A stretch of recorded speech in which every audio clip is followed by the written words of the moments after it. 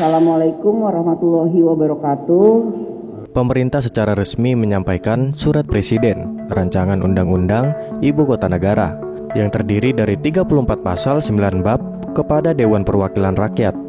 Demikian disampaikan Menteri Perencanaan Pembangunan Nasional atau Kepala Bappenas Soeharto Mono Arfa dalam keterangan pers yang ditayangkan kanal YouTube DPR Rabu 29 September 2021 kemarin.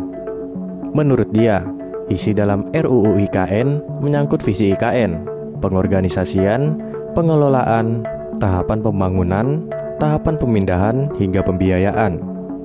Ia pun mengingatkan kalau pembangunan IKN tidak bisa dilaksanakan dalam kurun waktu 3-4 tahun, melainkan bertahap.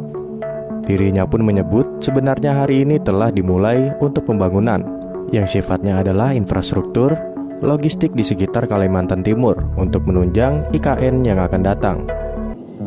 Alhamdulillah hari ini pemerintah telah menyampaikan sebagaimana tadi disampaikan oleh Ibu Ketua DPR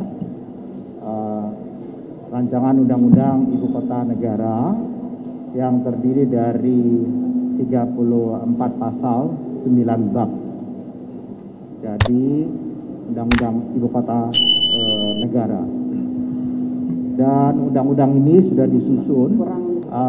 Undang-undang ini terdiri dari 34 pasal, 9 bab, dan telah disusun sedemikian rupa mengikuti kaidah-kaidah penyusunan sebuah rancangan undang-undang sebagaimana dimuatkan di dalam naskah akademik. Jadi naskah akademik dan juga rancangan undang-undang telah kami sampaikan kepada Ibu Ketua DPR.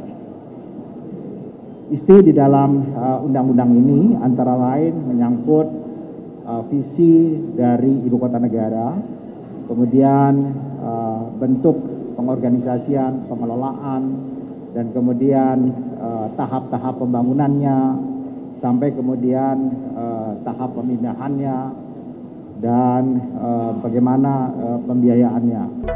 Surpres terkait RUU IKN itu disampaikan langsung Menteri Sekretariat Negara Pratikno dan Kepala Bappenas Soeharto Mono Arfa kepada Ketua DPR Republik Indonesia Puan Maharani. Puan mengatakan DPR Republik Indonesia sejalan dengan pemerintah dalam memandang perlunya pemindahan ibu kota dari Jakarta ke Penajam Pasar Utara, Kalimantan Timur. Puan memberi contoh tentang pemindahan ibu kota yang juga telah lebih dahulu dilakukan di negara lain seperti Brazil, Australia, dan India. Dirinya pun berjanji bahwa DPR akan mendengarkan aspirasi masyarakat saat membahas rancangan Undang-Undang Ibu Kota Negara. Kesempatan ini kami pimpinan DPR, saya beserta Pak Dasko menerima Pak Menteri Sekretariat Negara dan Kepala Bappenas yang membawa surpres dari pemerintah terkait dengan ibu kota negara.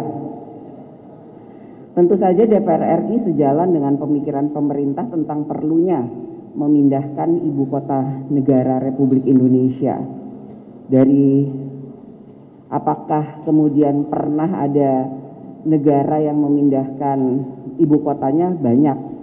Contohnya Melbourne ke Canberra, Delhi ke New Delhi, Rio de Janeiro ke Brasilia, bahkan beberapa negara yang lain.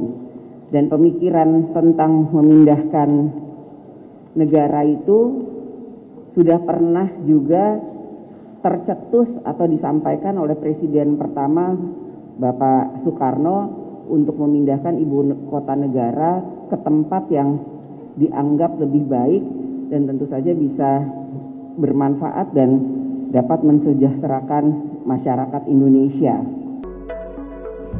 Diserahkannya RUU IKN ini turut direspon oleh 2 anggota DPR dari daerah pemilihan Kalimantan Timur. Mereka adalah anggota Komisi 5 yaitu Irwan dan Wakil Ketua Komisi 10 Hetifas Jaifudian. Dalam video yang diupload Irwan lewat akun media sosial pribadinya, keduanya mengaku berkomitmen mendukung pemindahan IKN ke Kalimantan Timur. Gimana nih perjuangan kita nih untuk Kaltim supaya jadi IKN?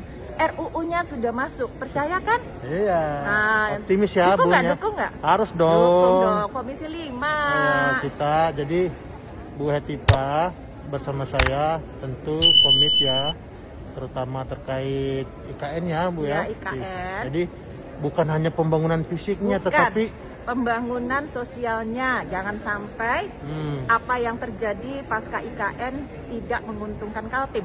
Sumber daya manusianya ya Bun ya. Yes. Nah, smart city, smart people. Ya, posisi dan perjuangan Bu Hetipa sangat-sangat strategis. Beliau pimpinan Komisi 10. Sama Bang Irwan juga strategis banget. Kita sama-sama kalau bergandeng tangan berjuangnya lebih kuat lagi. Ya, jadi semangat ya masyarakat Kaltim.